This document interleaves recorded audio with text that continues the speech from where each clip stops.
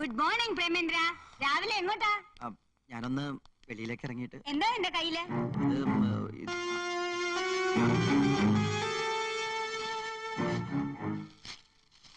Hi, സെറ്റുമുണ്ടും കൊള്ളാലോ, നന്നായിരിക്കുന്നു. മോളെ, നീ ഇത് കണ്ടോ? അമ്മയുടെ പിറന്നാളിന് വാങ്ങിയതാ. അത് ശരി, ഇന്നാണ് എന്റെ പിറന്നാള്. ഓ, ഞാനിതൊന്നും ഓർക്കാറേ ഇല്ല കേട്ടോ. അതല്ല, എന്റെ അമ്മയുടെ പിറന്നാളിനാ. അപ്പൊ ഞാൻ നിന്റെ അമ്മയല്ലേ? അല്ലാന്ന് പറഞ്ഞില്ലല്ലോ. എന്റെ അമ്മയുടെ എല്ലാ പിറന്നാളിനും ഞാനുണ്ടായിരുന്നു. നീ ജനിക്കുന്നതിന് മുമ്പേ നിന്റെ അമ്മയ്ക്ക് പിറന്നാളുണ്ടായിരുന്നില്ലേ? ഓരോരോ ദുശീലങ്ങളെ. പെങ്ങളുടെ കല്യാണത്തിനേ പോയില്ല, പിന്നെയല്ലേ പിറന്നാള്. നീ ഇപ്പൊ നിന്റെ വീട്ടിൽ കയറി ചെന്നാലേ നിന്റെ ഭാര്യയ്ക്കാ കുറച്ചില്. ആണായാലേ കുറച്ച് വാശിയും വൈരാഗ്യവും ഒക്കെ വേണം. അങ്ങനെ പെട്ടെന്ന് തോറ്റൊന്നും കൊടുക്കരുത്. അമ്മ പറയുന്നതിൽ കാര്യമുണ്ട്. നമുക്ക് നല്ലതിനെ അമ്മ പറയൂ. പ്രേമത്തിന് പോവണ്ട. കൊള്ളാം, നന്നായിരിക്കുന്നു. ഞാൻ എടുത്തോളാം.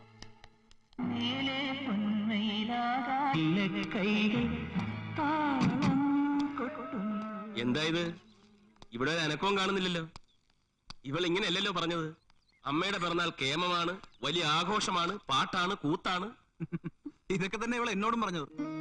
മക്കളെല്ലാരും കൂടി എന്റെ പിറന്നാൾ ആഘോഷിക്കുമ്പോ എനിക്ക് വലിയ അഭിമാനവും സന്തോഷമായിരുന്നു.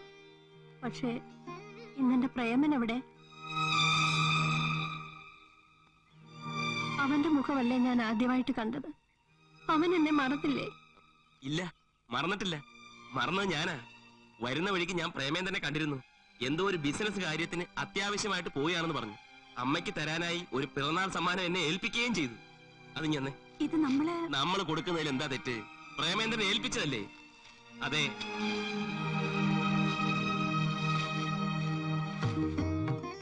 സെറ്റും ഉണ്ടു. എല്ലാ വർഷവും അവൻ ഇതാ തരാറ്. ഞാനിപ്പോ എന്ത് സമ്മാനം അമ്മയ്ക്ക് തരിക? ഒന്നും കരുതിയിട്ടില്ലല്ലോ. നിങ്ങൾ വന്നത് തന്നെ വലിയ സന്തോഷമല്ലേ? ഈ അമ്മയുടെ പിറന്നാൾ ഓർത്തല്ലോ, അത് മതി. ഏതായാലും മക്കളോടും മരുമക്കളോടും ഒന്നിച്ച് പിറന്നാളും കൊണ്ടാടി ഒരു 100 ആയുസ്സ് അമ്മ ജീവിച്ചിരിക്കട്ടെ. എന്താ എല്ലാരും നോക്കി വയ്ക്കുന്നത്? ഇന്ന് ഉച്ചയ്ക്ക് ഒരു ഉഗ്രൻ സദ്യ ഒരുക്കണം. ആ പെണ്ണുങ്ങളെല്ലാം അടുക്കള ഇരുന്നേ. നീ എന്താ നോക്കിക്കുന്നത്? നീ പെണ്ണല്ലേ? ചെല്ലടി വന്നേ.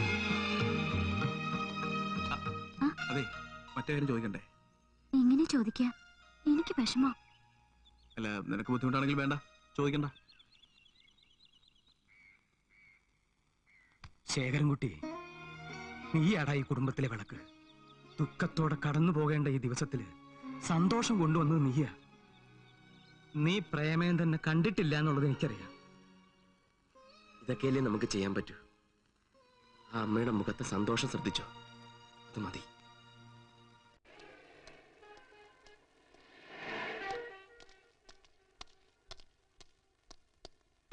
മിസ്റ്റർ പ്രേമേന്ദ്രൻ, ഇത് പതിവ് പ്രോഗ്രാമാണോ അതോ കുറ്റബോധം കൊണ്ടാണോ? എനിക്ക് അല്പം സംസാരിക്കാനുണ്ട്. വരൂ. സമ്മതിച്ചു തന്നിരിക്കുന്നു. തന്നെ ഇത്രയും കഠിന ഹൃദയനാക്കാൻ സഹായിച്ച തന്റെ ഭാര്യയും അമ്മായിയമ്മയും. ഒരു കാര്യം ഓർത്തോ, അമ്മയോളം വരില്ല അമ്മായിയമ്മ. അമ്മയുടെ പിറന്നാളെങ്കിലും ഓർമ്മിച്ചെത്തൂന്ന് കരുതി തനിക്ക് വേണ്ടി കാത്തിരിക്കായിരുന്നു തന്റെ അമ്മ. 100 വർഷം തപസ്സിരുന്നാലും അതുപോലെ ഒരു അമ്മയെ തനിക്ക് കിട്ടില്ല. നിനക്കൊന്നും വേണ്ടാത്ത ആ അമ്മയെ എനിക്ക് തരുമോ? എന്ത് വില വേണമെങ്കിലും തരാം, എത്ര വേണമെങ്കിലും ചോദിച്ചു. പിന്നീട് ഒരിക്കലും അവകാശം പറഞ്ഞോണ്ട് വന്നേക്കരുത്. തരില്ല ഞാൻ, ഒന്ന് കാണാൻ പോലും. ബന്ധത്തിന്റെയും സ്വന്തത്തിന്റെയും വില ദിവസങ്ങൾ കൊണ്ട് മറന്ന താൻ നന്നാവില്ല. ആ അമ്മ ഉള്ളുരുകി തന്നെ ഒന്ന് ശപിച്ചാൽ ആ ശാപം ഒരു കാലത്തും തന്നെ വിട്ടുപോകില്ല, താൻ മരിച്ചാലും.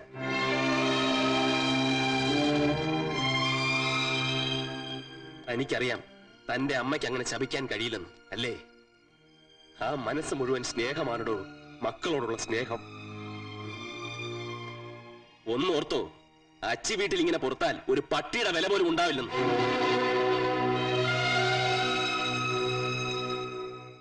വീട്ടിൽ ചെന്ന് 3-4 ദിവസം നിന്റെ തള്ളേരെ കൂടെ പെറ്റു കിടന്നപ്പോ നിനക്ക് ആ കാശിന്റെ കാര്യം ചോദിച്ചാൽ എന്തായിരുന്നു? ഞാൻ അന്നേ രഘുവേട്ടനോട് പറഞ്ഞതാ എനിക്കതിന് കഴിയില്ല എന്ന്. വീട്ടിലെ സ്ഥിതികളൊക്കെ അറിയാവുന്നതല്ലേ. ഓ, അത്രയ്ക്ക് മോശസ്ഥിതി ആണെങ്കിലേ എന്റെ മോന്റെ ജീവിതം തൊലയ്ക്കാനായിട്ട് നിന്നെ എന്തിനാണ് ഇങ്ങോട്ട് കെട്ടിയെടുത്തത്? ആ, നിന്റെ ചേച്ചിയെ കെട്ടിയവൻ വലിയ കോടീശ്വരനല്ലേ? അയാളോട് ചോദിച്ചാ നിനക്ക് എത്ര വേണമെങ്കിലും കിട്ടുമെന്നാ പലരും പറഞ്ഞ കേട്ടത്. അയാളെ നിന്റെ വീട്ടിൽ വന്ന് കെട്ടിയതേ ചേട്ടത്തെ അനിത്യം കണ്ടിട്ടാണെന്നോ അറിയാം. അനാവശ്യം പറയരുത്. എന്റെ ഭർത്താവിന്റെ അമ്മ ആയതുകൊണ്ടാ ഞാൻ മറുത്തു പറയാത്തത്. എന്റെ വീട്ടിൽ നിന്ന് ഒരു ചില്ലി കാശിന് കിട്ടാൻ പോകുന്നില്ല. നിങ്ങൾക്ക് എന്നെ വേണ്ടെങ്കിൽ എന്നെ വീട്ടിൽ കൊണ്ടാക്കുക. അയ്യടി, നിന്നെ കാർ പിടിച്ച് കൊണ്ടുവരാനും കൊണ്ടുവിടാനും ഇവിടെ ആരുമില്ല. ഇഷ്ടമില്ലെങ്കിൽ ഇറങ്ങി പോടി. ഞാൻ പോവാ. ഇനി രഘുവേട്ടൻ വന്നിട്ട് ബാക്കി കാര്യങ്ങൾ തീരുമാനിക്കാം. എന്ത് തീരുമാനിക്കാൻ? നീ ഇന്ന് തന്നെ മടങ്ങിപ്പോണം.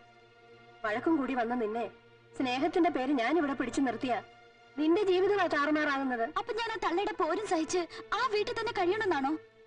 എന്നല്ല മോളെ, പെട്ടെന്നുള്ള ദേഷ്യത്തിന് എടുത്തു ചാടരുത്. ഞാൻ ശേഖരൻകുട്ടിയോടൊന്ന് സംസാരിച്ച് നോക്കട്ടെ. ശേഖരേട്ടനോടൊന്നും പറയണ്ട. അവര് ശേഖരേട്ടനെ പറ്റി വരെ അനാവശ്യം പറഞ്ഞു. സ്ത്രീക്ക് ഭൂമിയോളം ക്ഷമ വേണം, സഹനശക്തി വേണം. മോള് തിരിച്ചു ചെല്ലേ. അമ്മ എന്തെങ്കിലും ഒരു വഴി കാണാം. എന്ത് വഴി? ഒന്നുമില്ല. അവർ ചോദിക്കണ കാശ് കൊടുക്കണം. അല്ലെങ്കിൽ ആ പെങ്കൊച്ചിന് അവിടെ ഒരു സ്വൈര്യം ഉണ്ടാവില്ല. അമ്മ വന്ന് വിവരം പറയുമ്പോ ആ കണ്ണ് നിറഞ്ഞിരുന്നു. നിന്നോട് ചോദിക്കാതെ തീരുമാനിച്ചതായി വിചാരിക്കണ്ട. ഇത് 3 ലക്ഷം രൂപയുണ്ട്. നീ തന്നെ നിന്റെ അനിയത്തിയുടെ കാര്യം ഒത്തുതീർപ്പാക്കണം. ഇത് ഒത്തുതീർപ്പല്ല, ഒത്തുനിന്ന് പണം തട്ടിയെടുക്കാൻ നോക്കുന്നതാ. ഞാൻ അന്നേ പറഞ്ഞില്ലേ ഇങ്ങനെയൊക്കെ സംഭവിക്കുന്ന. അന്ന് ആന്റി പറഞ്ഞതൊക്കെ ശരിയാണെന്ന് എനിക്കിപ്പോ തോന്നുന്നു. ഇപ്പോഴും തോന്നലേ ഉള്ളൂ. വിശ്വാസമായില്ല അല്ലേ? പ്രഭാവതി രൂപയെന്ന് ആർക്കും കൊടുക്കണ്ട. ശേഖരൻകുട്ടി ചോദിച്ചാലേ കൊടുത്തു എന്ന് പറഞ്ഞാൽ മതി. കുട്ടിക്ക് നല്ലതിന് വേണ്ടിയാ ഞാൻ പറയുന്നത്. ശേഖരൻകുട്ടിയുടെ കാര്യത്തിലെ പ്രഭ കുറച്ചുകൂടെ പ്രാക്ടിക്കൽ ആവണം. എന്റെ മോള് രേണുവിനെ കണ്ട് പഠിക്കണം. നാട്ടുകാരും വീട്ടുകാരും ഒക്കെ പറയും പ്രേമേന്ദ്രൻ ഭാര്യയുടെയും ഭാര്യയുടെ വീട്ടുകാരുടെയും കൺട്രോളിലാണെന്ന്. ശരിയാ, ഒരു പരിധി വരെ. അതുകൊണ്ട് എന്താ, അവർക്കൊരു ലൈഫ് ഉണ്ടായി. ഇല്ലെങ്കിൽ സ്റ്റുഡിയോയിൽ നടത്തി ആ വീട്ടുകാരുടെ പിന്നാലെ അവൻ നടന്നേനെ. കൂടുതൽ സംസാരിച്ചിരിക്കാൻ എനിക്ക് സമയമില്ല. എന്റെ മോൻ മോഹന്റെ കല്യാണം ഉറപ്പിച്ചു. ഒരു കോടീശ്വരിയെ തന്നെയാ അവന് ഞാൻ ആലോചിച്ചിരിക്കുന്നത്. ക്ഷണിക്കാനായിട്ട് ഞാൻ അങ്ങോട്ട് വരുന്നുണ്ട്. അപ്പോ ഡീറ്റെയിൽ ആയിട്ട് സംസാരിക്കാം. പിന്നെ പണം കയ്യിൽ വെച്ച് കളയണ്ട. എന്നെ ഏൽപ്പിച്ചാ മതി. 1 വർഷം കൊണ്ട് ഡബിൾ ആക്കി ഞാൻ തിരിച്ചു തരാം. എന്തിനമ്മ പ്രേമന്റെ കാര്യങ്ങളൊക്കെ ഫോണിലൂടെ പറയുന്നത്? അവൾ അത് അറിഞ്ഞു പ്രവർത്തിക്കട്ടെടി. പ്രേമേന്ദ്രനെ ഇവിടെ കൂട്ടിലിട്ടതുപോലെ വളർത്തിയെടുക്കുന്നത് നമ്മുടെ മിടുക്ക. ഇന്ന് അവൻ അമ്മയില്ല, ബന്ധുക്കളില്ല. എല്ലാരെയും തെറ്റിപ്പിരിച്ചെടുക്കാൻ ഞാൻ എന്ത് പാടുപെട്ടെന്നറിയാമോ? അതിരിക്കട്ടെ, പ്രേമന്റെ വീട്ടുകാരെ ക്ഷണിക്കണ്ടമ്മേ. ആ ദരിദ്രവാസികൾ വരണ്ട. വന്നാലേ വീണ്ടും പ്രേമേന്ദ്രന്റെ മനസ്സ് മാറിയാലോ. വേണമെങ്കിലേ അവന്റെ മൂത്ത പെങ്ങളുടെ വീട്ടിലേക്ക് ഒരു ക്ഷണക്കത്തയച്ചേക്ക്. വന്നാ വരട്ടെ. നമ്മൾ മനഃപൂർവ്വം വിളിക്കാതിരിക്കുകയാണെന്ന് ഇതോടെ ടീച്ചർക്ക് മനസ്സിലാവും.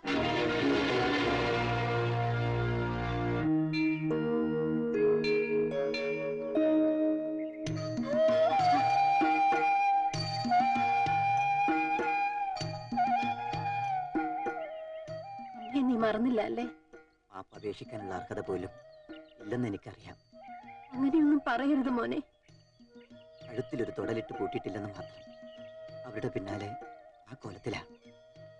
എല്ലാം അവസാനിപ്പിച്ചു പോന്നാലോന്ന് വരെ ഞാൻ ആലോചിച്ചു. നിന്റെ ഭാര്യയെ വിഷമിപ്പിക്കുന്ന കാര്യങ്ങളൊന്നും എന്റെ മോൻ ചെയ്യണ്ട. നീ വീട്ടിലേക്ക് വാ. വേണ്ട. കുഞ്ഞുപെങ്ങളുടെ കല്യാണത്തിനും പെറ്റമ്മയുടെ പിറന്നാളിനും എത്താത്തവര് അങ്ങോട്ട് കയറണ്ട. ബാലേന്ദ്ര, ഇവിടെ കാത്തുന്നത് അമ്മയെ കാണാനുള്ള മോഹം കൊണ്ടല്ലെന്നറിയാം. പിന്നെന്താണാവോ വിശേഷിച്ച്? മോഹന്റെ കല്യാണം ഉറപ്പിച്ചു. എനിക്കാനായിട്ട് ബന്ധുവീട്ടിലെ കല്യാണം ക്ഷണിക്കാൻ വഴിയോരത്ത് കാത്തുന്ന മോൻ. കൊള്ളാം, നല്ല നാട്ടു നടപ്പ്. ഇതും അവര് പഠിപ്പിച്ചു തന്നാണോ അതോ അവരറിയാതെ വന്നതോ? അവിടെ ആരാ ക്ഷണിക്കാനും പോകാനും ഒക്കെ ഉള്ളത്? ഓ, ഞാനത് മറന്നു. അപ്പൊ അവിടുത്തെ ആളല്ലേ? അപ്പൊ തീർച്ചയായിട്ടും ക്ഷണിക്കും. ഞാൻ അങ്ങനൊന്നും ചിന്തിച്ചിട്ടില്ല. കല്യാണം വരുന്ന ഞായറാഴ്ച 26-ാം തീയതി. എല്ലാവരും വരണം. വരാതിരിക്കരുത്.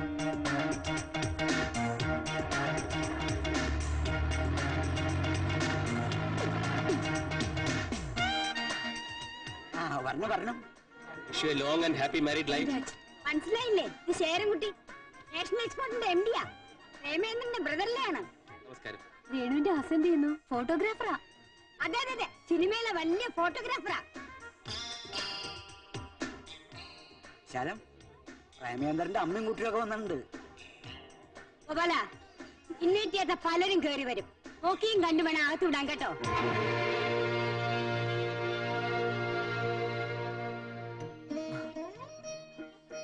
പൊള്ളിച്ച് പറഞ്ഞാണെന്ന് മനസ്സിലായില്ലേ? എന്തിനാ ക്ഷണിക്കാതെ വന്നത്? നിങ്ങളെ പ്രേമേന്ദ്രനെ വിളിച്ചു. ഞങ്ങളുടെ അടുത്ത് ക്ഷണക്കത്തും കിട്ടിയിരുന്നു. എല്ലാരും എത്തുമെന്ന് ഞാൻ ഒട്ടും പ്രതീക്ഷിച്ചില്ല. വാ വരൂ. വേണു, ദേ കണ്ടില്ലേ, ഞാൻ പ്രത്യേകം ക്ഷണിച്ചിട്ട് വന്നതാ. പിന്നെ ആരെയും ക്ഷണിക്കാതെ വന്ന കാര്യം ഇവര് പറയുന്നത്? അതെ, എന്റെ ഭാര്യയുടെ കുറെ ബന്ധുക്കൾ അലവലാദികളായിട്ട് പുറത്തു നിൽപ്പുണ്ട്.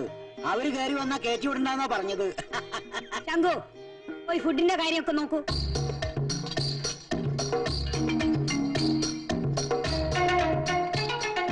ഇത് കണ്ടിട്ട് എനിക്ക് മണ്ണിരേ ഓർമ്മ വരുന്നു. എനിക്ക് ഞാഞ്ഞൂല് പോലെ ഇരിക്കുന്നത്. ഇതിന്റെ പേരെന്താ? കൊള്ളാം. മുത്തശ്ശേരി വന്നേ. അവസാനം കഴിച്ചാ മതി, വെറുതെ ആളുകളെ കൊണ്ട് അതും ഇതും പറയിപ്പിക്കാൻ.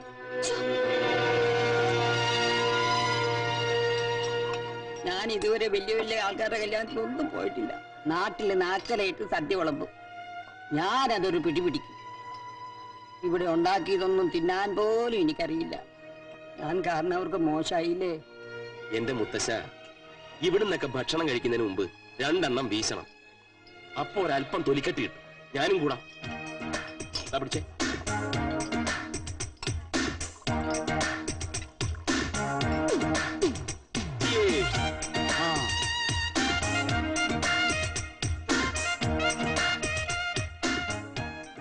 Ladies and gentlemen, I am Sharankutti, Managing Director of National Exports. കൂടുതൽ എന്ത് പറയാനാ? ഞാൻ 2 എണ്ണം വീശിയിട്ടുണ്ട്. ക്ഷമിക്കണം. നിങ്ങളോട് 2 വാക്ക് സംസാരിക്കാൻ വേണ്ടിയാ ഞാൻ സ്വയം പരിചയപ്പെടുത്തിയത്. ഇവിടെ പ്രേമേന്ദ്രന്റെ അമ്മായിയമ്മ. ഓ, എന്താ അവരുടെ പേര്? ഒരു വല്ലാത്ത വിശാലാക്ഷി. വിശാലം, മിസ്സസ് വിശാലം. ഓ, മിസ്സസ് വിശാലം.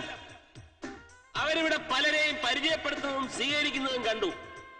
പക്ഷെ മനഃപൂർവ്വം ഒരാളെ മറന്നു, എന്റെ അമ്മായിയമ്മേ. അപ്പൊ നിങ്ങൾ ചോദിക്കും, എന്റെ അമ്മായിയമ്മയെ ഇവിടെ പരിചയപ്പെടുത്തേണ്ട പ്രസക്തി എന്താണെന്ന്. ഈ പൊടി, എന്റെ അമ്മായിയമ്മ എന്ന് പറഞ്ഞത് നിന്റെ അമ്മയാ. നിന്റെ അമ്മയെ പരിചയപ്പെടുത്തുന്നത് എനിക്ക് അഭിമാനമാ, നാണക്കേടല്ല. ഈച്ചറമ്മ, ഈച്ചറമ്മ എവിടെ? ഈച്ചറമ്മോ, ഈച്ചറമ്മേ, ഇവിടെ ഉണ്ട്. ഇങ്ങോട്ടൊന്ന് വന്നേ.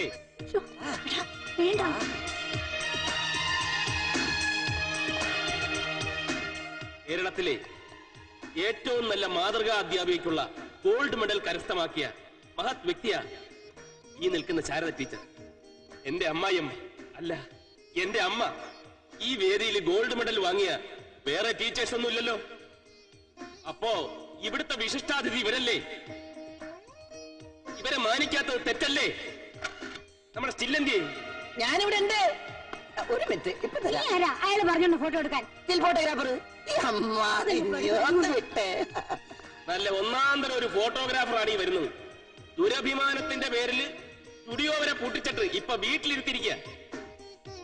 അടിച്ച പണി മറക്കണ്ടോ? ഒരെണ്ണം എടുത്തോ. പിന്നൊരു കാര്യം, അങ്ങോട്ടും ഇങ്ങോട്ടും കശപിശ ഉണ്ടാക്കുമെങ്കിലും ഞങ്ങൾ കുടുംബക്കാരൊന്നാണേ. ഞങ്ങളുടെ കൂട്ടത്തിൽ 4 അമ്മായിയമ്മമാരുണ്ട്. പ്രശ്നങ്ങൾ ഉണ്ടാക്കാനും അവസാനിപ്പിക്കാനും വേണ്ടി വന്ന 2 എണ്ണം കൊടുക്കാനും പ്രാപ്തിയുള്ള അമ്മായിയമ്മമാർ. ആശാനിയമ്മേ, ഒന്ന് വന്നേ. നാരായണിയമ്മേ, വന്നട്ടെ. വിശാലാക്ഷമ്മേ, വന്നട്ടെ. എല്ലാരും ഒന്ന് വന്നേ. ഒന്നിച്ചൊന്ന് നിന്നേ, ഒരു ഫോട്ടോ എടുക്കട്ടെ. ഇനി ഇങ്ങനെ ഒന്നിച്ചൊന്നൊരു ഫോട്ടോ എടുക്കാൻ ചിലപ്പോ പറ്റിയെന്ന് വരില്ല. ഇതോടെ എല്ലാം തെറ്റിപ്പിരിയുന്നാ തോന്നണത്. അമ്മേ, ഒന്ന് നിന്നേ. സെപ്പറേറ്റ് എടുക്കാം. ആദ്യം ഇതെടുക്ക്.